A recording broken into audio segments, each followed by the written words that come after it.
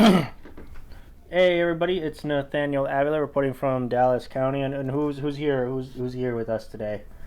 Hi, it's on you. Ah, so what are we talking about today? And all honestly, I don't remember. Well, we're going to be talking about the dead hand. Do you know anything about Hmm, that? I don't remember. Well, it is a Cold War era automatic nuclear weapons control system. It was constructed by the Soviet Union. So we're going back to Russia. Ah, So let's get back. Let's start. The perimeter, which is also what it's called. The dead hand actually appeared as an alternative system for all units armed with nuclear weapons. And it was meant to be a backup communication system in case the key components of the Kazbek command system and the link to the strategic missile forces are destroyed by a decapitation first strike.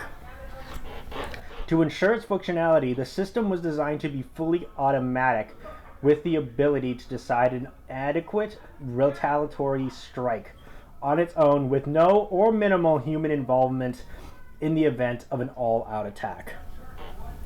So, according to Vladimir Yarynich, a developer of the system, this system also served as a buffer between hasty decisions based on unverified information by the country's leadership upon receiving warnings about a nuclear attack. The leader would reactivate the system and then wait for further developments, assured by the fact that even the destruction of all key personnel with the authority to command the response of the attack could still not prevent a retaliatory strike. Thus, the use of the system would theoretically reduce the likeliness of a false alarm triggered retaliation. So, what do you think about that now that we got a whole picture of what the dead hand is?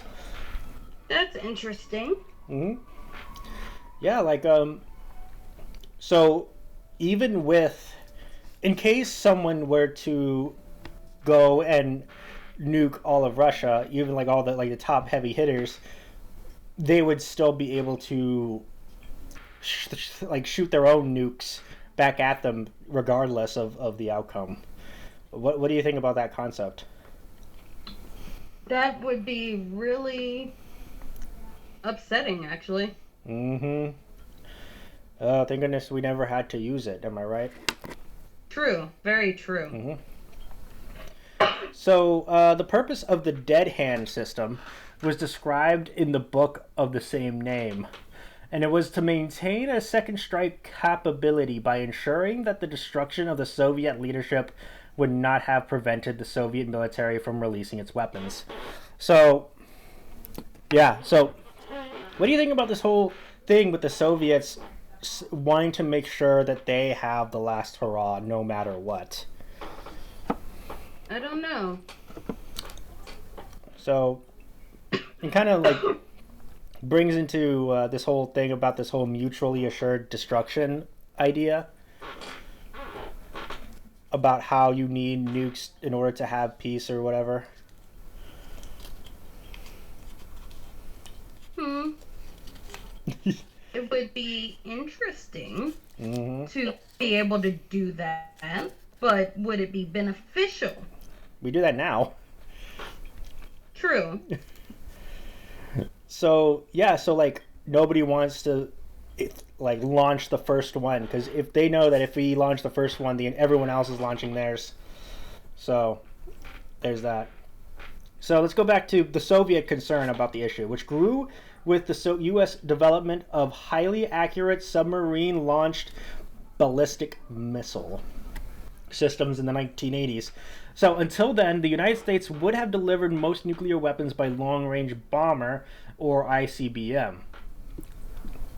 Earlier, U.S. sub-launched missiles, such as the 1960s vintage UGM-27 Polaris and the 1970s vintage UGM-73 Poseidon, were considered too inaccurate for a counterforce or first strike attack. Now, an attack against the opponent's weapons Now, SLBMs were reserved for attacking cities, where accuracy was less of importance. In the first case, an opponent with effective radar and satellite surveillance would expect a 30-minute warning of an attack before the first detonation. This made an effective first strike difficult because the opponent would have time to launch on warning to reduce the risk of their forces being destroyed on the ground. Now, the development of highly accurate SLBMs, such as the Trident C4 and later the D5, upset this balance.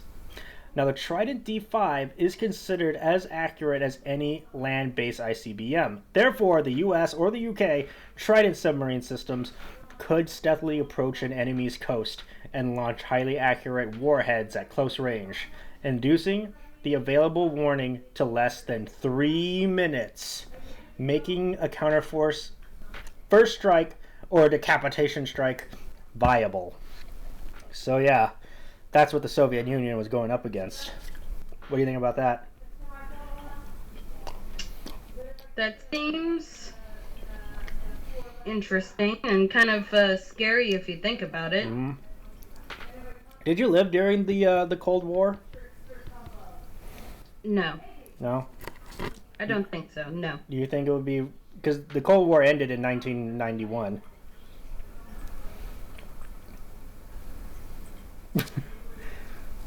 Can you imagine living in such a time? Living in such fear like that, where you can be nuked at any moment? True. It would be interesting. I mean, there was a movie based off of that called Blast from the Past. What was that about? It is about the family. The father built a bomb shelter in his backyard to assemble looking just like their house on top. And they got the alarms of something coming down and they thought it was the bombs. And so they went down to the bomb shelter and they lived there for about 20 years. And the thing is, when they tried to get out, debris and stuff from some satellite or something dropped on their house. So everyone assumed they were dead because of that. And so over the years, a whole new thing came up. And the father went up there and saw these weird hippies and stuff at the time and deemed it not safe yet. Okay. And so finally his son goes up when he's about 25 to try to repopulate the world. With what? Well, they don't know that it never ended. The Cold War ended without bombs being dropped. And he ends up finding this nice young girl because his name was Adam. He found an Eve. Whoa, dude, that's some high level thinking. It's one of the most wonderful movies ever, and it's Brendan Fraser. Brendan Fraser's in it? He plays the 25-year-old? Oh, okay, I gotta check that out then. I'm a huge Fraser head. So the Soviet Union actually took steps to ensure that nuclear retaliation and hence deterrence remained possible even if its leadership were to be destroyed in a surprise attack. Now, in contrast, Thompson argues that the dead hand's function was to limit acts of misjudgment by political or military leadership in the right decision-making window between SLBM or cruise missile launches and impact. He quotes Zelenznikov in the purpose of the dead hand being to cool down all those hotheads and extremists. No matter what's going to happen, there will still be revenge. So they're saying that also, like, this whole dead hand thing it's supposed to help stave off, like, you know, these guys who are in, like, the heat of war and they're like, we gotta fight now type thing. What do you think about that? Do you think that that sometimes these political leaders can be a bit hot-headed at points and let their emotions kind of like interfere and all that kind of stuff? Yeah. Do you think this will stop that? No. No, why not? Because people are hard-headed. That is very true. Very true indeed.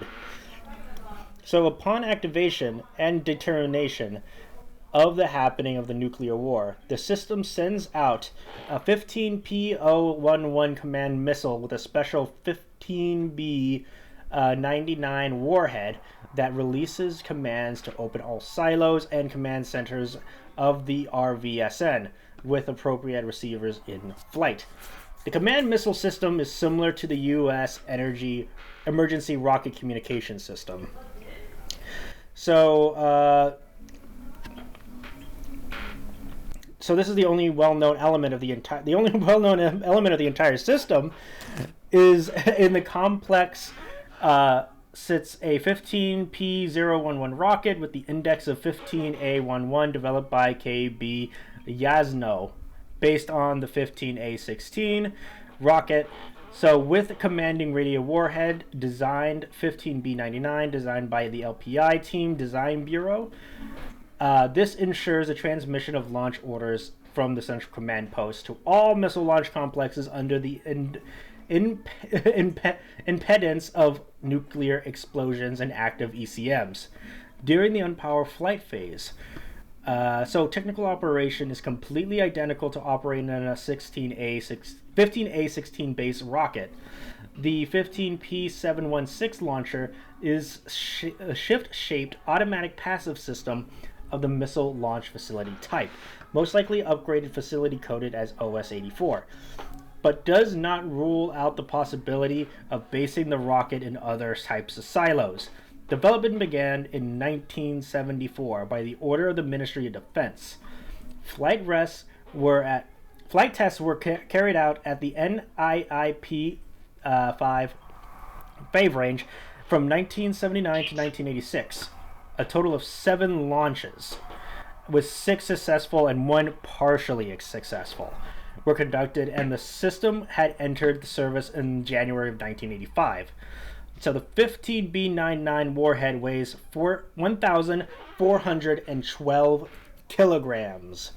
How much is that in American? We gotta find out. 1412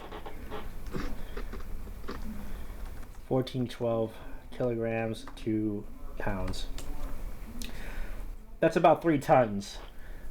Wow. So, what do you think about this whole thing? About like the inner workings of how this dead hand is supposed to work? I mean, at a moment's notice, I mean, a whole country can be wiped out. Yeah, that's the atomic age. That was a very scary time to be alive, I tell you what. This was before like the UN and the League of Nations and all that kind of stuff. Well, actually the League of Nations were around, but this was before the whole like people like going into like nuclear pacts and everything, where everyone was like, we have to have like an understanding how we're going to use these things. So this is the least publicly understood component of the entire system. So let's go into that. So with no reliable information on its existence. So this is where the whole mystery kind of comes in. So speculation exists that the system is fully equipped with a variety of communication systems and sensors that monitor the military situation. This system is believed to be able to track the intensity of communications on military frequencies, receives telemetric signals from the command post, measure the level of radiation on the surface and on the vicinity, which combine the detection of short-term seismic disturbance, is inferred as a multiple warhead nuclear strike. This system may possibly even be able to track people still alive in command posts. The correlation system, after analyzing these factors, may take the final step on launching the missiles. So other hypotheses suggest that the dead man switch is utilized. Upon receiving information about the missile launch, the Supreme Commander sets the system active, which, if not detecting a signal to stop the combat algorithm, automatically launches the commanding missile. So that whole thing happened. So to this day, we still don't 100% know how this dead hand thing works. Because because this was made like in the 1980s, so it's not like how everything's automated now. So do you think that do you agree with this theory about how it might have worked? I mean, it makes sense. I mean, it does make sense, especially if you're going beyond your own technology just to screw someone over before they screw you over. Hmm. Oh yeah. So rewind a bit to 1967. The Soviet Union first attempted to create a system called Signal, which they could use to create 30 pre-made orders from their headquarters to the missile units. Although the system was still not completely automatic, their intent was no different. So, fast forward again to the early 1990s, several former high-ranking members of the Soviet military and the Central Committee of the Communist Party, in a series of interviews to the American defense contractor BDM, admitted that the existence of the dead hand, making somewhat contradictory statements concerning its deployment. Things are getting fishy. Aren't they always? Yeah, especially when it comes to the Soviet Union, they're not known for being very truthful. Of course not. So, Colonel General Varfolomy Korobushin, former deputy chief of the Strategic Rocket Forces, in 1992, said that the Russians had a system to be activated only during a crisis that would automatically launch all missiles triggered by a combination of light, radioactivity, and overpressure, even if every nuclear command center and all leadership were destroyed. A thought just crossed into my head. What do you think? What if this was like an entire like a bluff? What if this is a bluff? Or they just made it up to make sure that no one will launch nukes on them? I mean, that's also a high possibility. I think we did that too with Star Wars. Remember that? Yeah. So it wouldn't be that out of the ordinary where they would do the same thing. For those of you who don't know, Star Wars was a thing that Reagan made up that was like supposed to be like the satellite laser beam in the thing, where he said that if you launch nukes or say laser beam thing will shoot at it with its laser beam from space and explode it in midair. And he called it Star Wars, and it didn't exist. It wasn't real. It was just a bluff. So, yeah. So Colonel General Andrian Danilevich, assistant for doctrine and strategy to the Chief of General Staff in 1984 to 1990, stated that in 1992 that the dead hand had been contemplated, but that the Soviets considered automatic trigger systems too dangerous. Of course. Yeah. Furthermore, such systems became unnecessary with the advent of efficient early warning systems and increased missile readiness to the idea had been rejected. So, there's that. 1993, Vitaly Katayev, senior advisor to the chairman of the Defense Industry Department of the Central Committee of the Communist Party. In 1967 and 1985, so responsible for strategic arms and defense policy, arms control negotiations, and military doctrine, confirmed that the dead hand had been definitely operational by the 1980s. According to Katayev, it was not completely automatic, but it was intended to be activated manually during a threatening crisis, and it was to be triggered by numerous sensors sensitive to light, seismic shock, radiation, and our atmospheric density.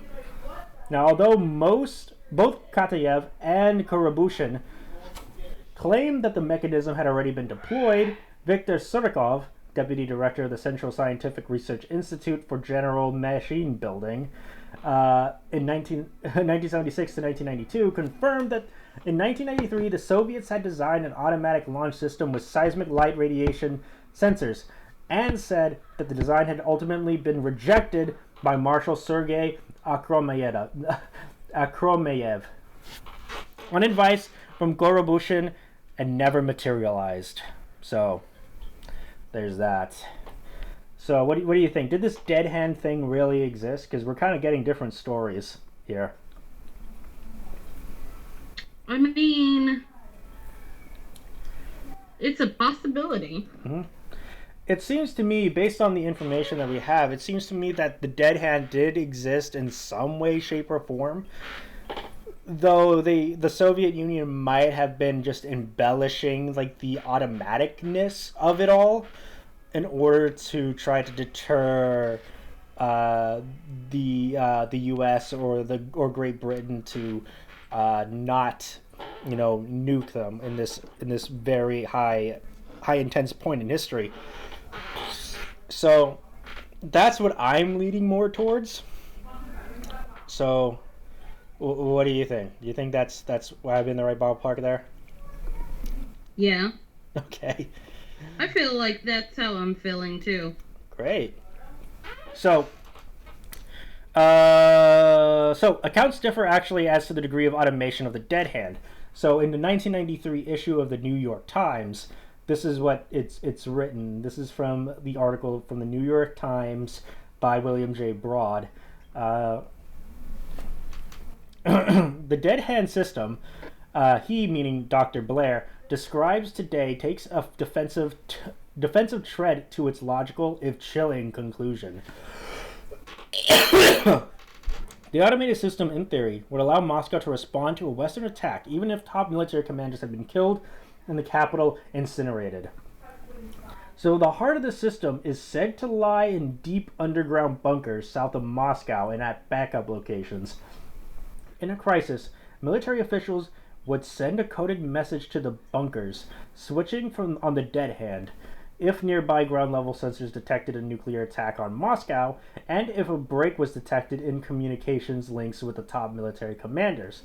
The system would send low-frequency signals over underground antennas to special rockets. Flying high over the missile fields and other military sites, these rockets would, in turn, broadcast attack orders to missiles, bombers, and via radio relays, submarines at sea.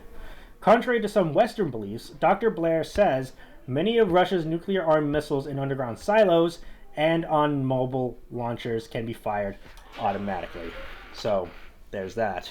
So, however, more recent sources indicate that the system was semi-automatic. In a 2007 article, Ron Rosenbaum quotes Blair as saying that the dead hand is designed to ensure semi-automatic retaliation to a decapitating strike. Rosenbaum writes, "Of course, there's a world of difference between a semi-automatic doomsday device and a totally automatic, beyond human control doomsday device."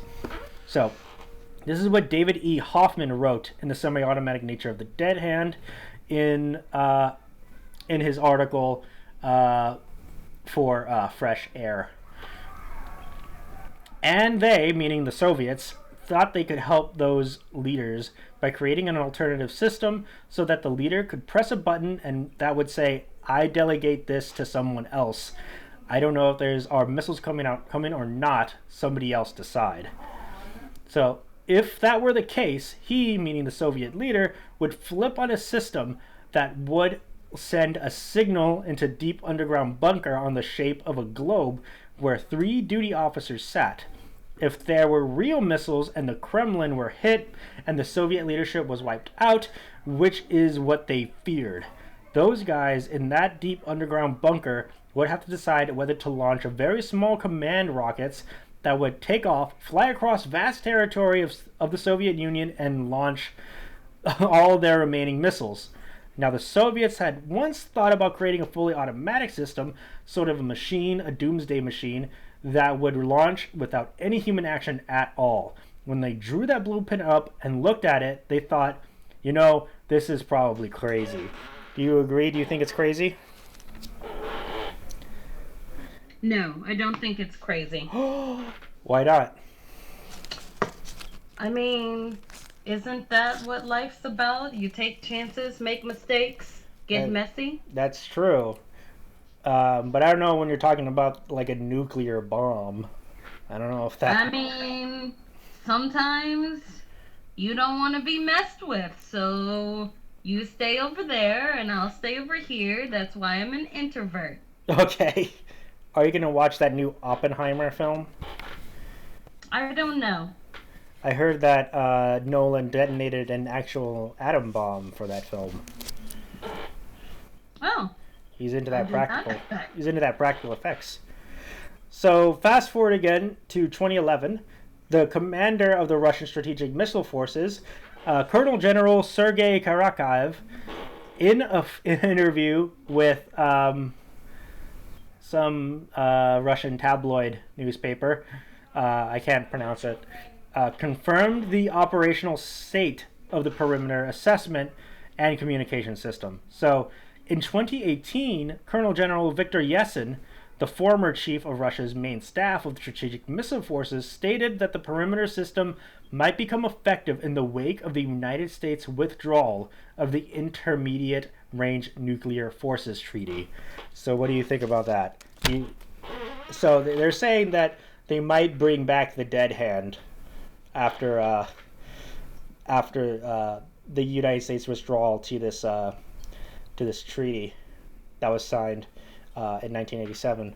Well, what do you think about that? That it might be in use today? I mean, it's at least a possibility. Mm-hmm. Hopefully, we'll never find out, because that's scary. Would you agree? Yeah, that is scary. Are you on the mindset of wanting to survive the initial blast, or are you one of those people who just wants to like get it over with? I'm a 50-50. Okay. Do you think you can live in like a post-apocalyptic world? Maybe? Okay. Only because I'm probably in one of those few kind of peoples that may already have a battle plan if a survival type thing of zombies or anything. Mm-hmm. So I already have a plan of how to do it. Do you want to tell us the plan, or are you afraid we're gonna steal it? Oh, everyone has their own plan. Okay. It's just depending on how you implement it. Mm-hmm. So I remember I took this class when I was in high school. It was called Survivor, and it was basically being taught various Survivor stuff, like how to survive. And one of them was how to survive a nuclear attack. And I don't remember a lot of it. I don't remember it. I think one of it was dig underground. I think was one of the things you had to do. Is that right? Hmm, kind of. Okay. I kind of actually would probably take a little bit of what I would do to survive out of a audible drama that I currently am used to listen to Well, called yeah. We're Alive. We're Alive. Yes. Is it based off of the TV show where it's like a bunch of people experience like telling them their near death experiences? No. No, it's not that. Okay, what is it about? It's kind of a zombie apocalypse Okay. um type of survivor. It's very heavy lid. It actually follows in the original series because it's got a couple of spin-offs so far, and right now they're doing their children and how everything has changed. Anyway, Oh um the original followed three army guys no. Mm-hmm. and them trying to survive biters, and not all biters are equal. There are actually fast and bloated ones Mm-hmm. among other types.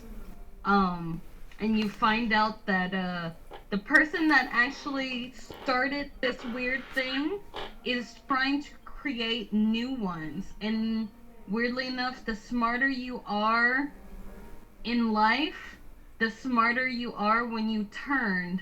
And so some of these zombies have actually made ambushes to get new victims. Mm-hmm. Well, And just yeah. the survivors coming together in different factions. Like one of the factions is called the Maulers. They're prisoners that got out of prison and have made a new life with other expectations, and how they fight against each other, and also the zombie types. Okay. So It's actually a really good audio drama. and it's on Audible, you said? Yes, it is on Audible, Okay. and you can also go to the website We're Live and download it that way too. Okay. So you don't. It's not like an Audible exclusive. Like you don't need to have like Audible to listen to it. No, it wasn't originally on Audible. The original series is on Audible right now, and I think the other two series that they did are on Audible. Okay. The newest one that they're doing with their children and showing some of the changes and doing some callbacks to the original, right now it's only on their website. Okay. So you hear that, folks? Definitely check that out. And what do you think is like? What's the deal with like media not wanting to call zombies zombies? Like, what's the deal with that?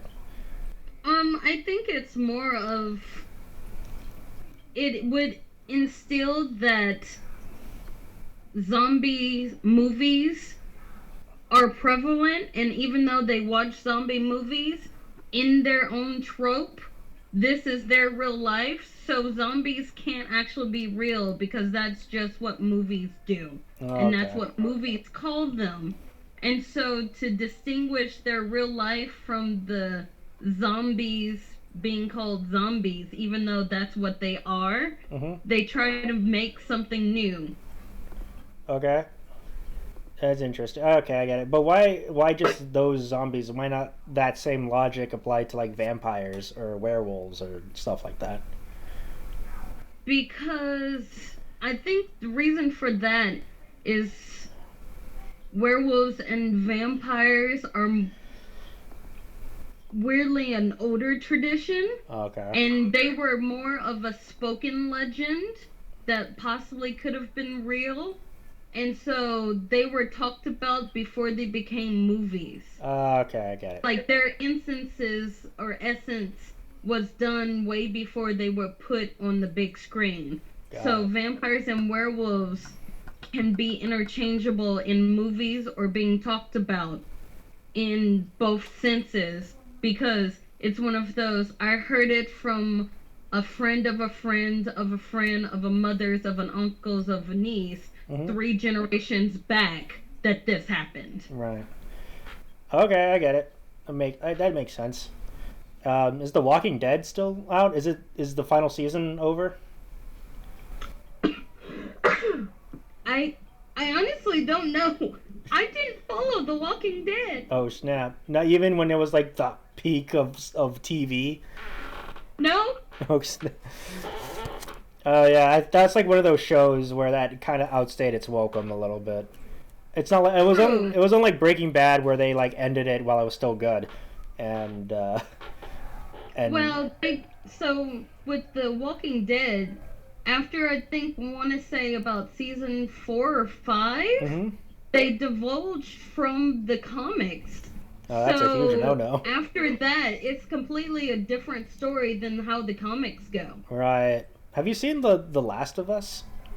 Like the show The on new series that just came out from the video game? Yeah. No, I have not. It's like just straight up one for one on the video game, where they actually like lift dialogue from the video game cutscenes, and they basically like shot for shot recreate it.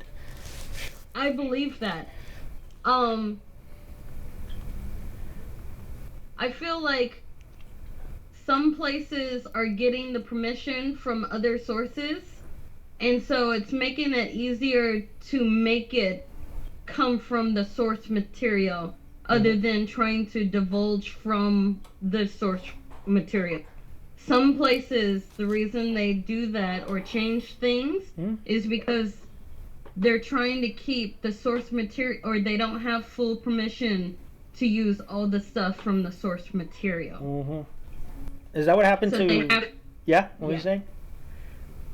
that they have to change it from there. Right. Is that what happened to World War Z, where like nothing was the same as the book, just the title? Maybe.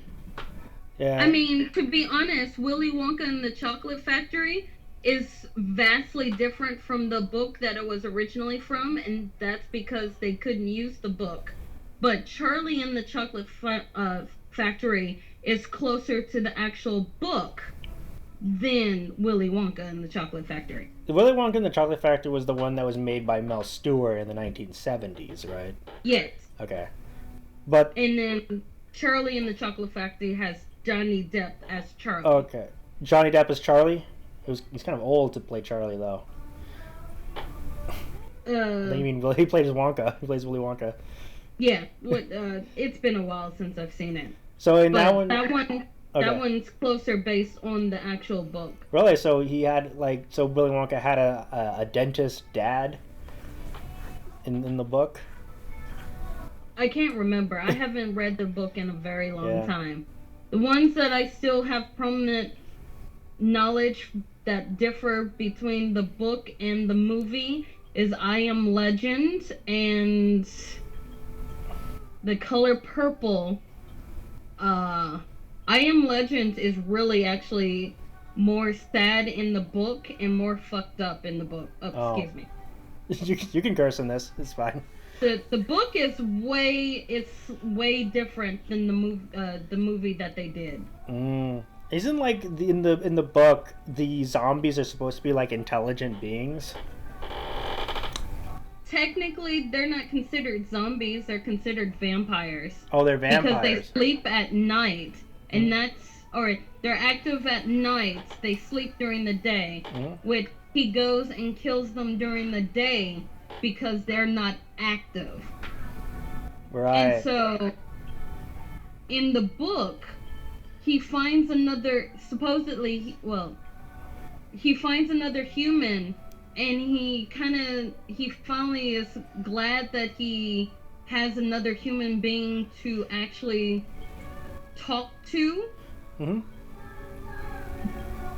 But then she runs away. And that's about all I'm going to say, because if I say any more, folks who've never read the book, it'll ruin it. Okay. So that's all I'm going to say. So there's a very vast difference between the book and the movie. In the movie, there's other human survivors.